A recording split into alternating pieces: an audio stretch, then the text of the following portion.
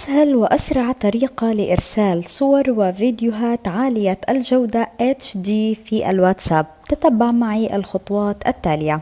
افتح تطبيق الواتساب واختر الصديق المطلوب إرسال وسائط له، سواء كانت هذه الوسائط صور أو فيديوهات. قم بالضغط على خيار الزائد الموجود أسفل يسار الشاشة، ثم اضغط على خيار الصور. يظهر لك ألبوم الكاميرا. قم باختيار الصورة أو مقطع الفيديو المطلوب إرساله. على سبيل المثال قمت باختيار هذه الصورة.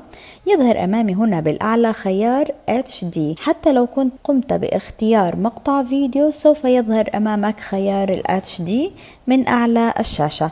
قم بالضغط على هذا الخيار. يظهر أمامي جودة الصور، ويوجد أمامي خيارين: خيار جودة قياسية أو جودة عالية الدقة.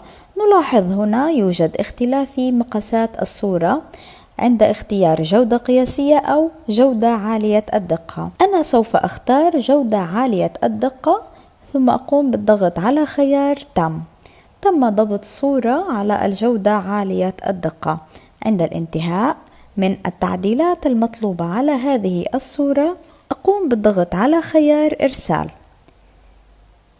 يظهر أمامي هنا أن الصورة بجودة HD من خلال أيقونة HD التي تظهر على الصورة.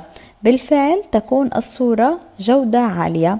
طبعا يتم تحميلها عبر الإنترنت حتى تصل إلى صديق واتساب المطلوب إرسال الصور والفيديوهات له. لا تنسى الضغط على سبسكرايب والاشتراك معنا في هذه القناة، ودعمنا بلايك على هذا الفيديو حتى يصلكم كل جديد.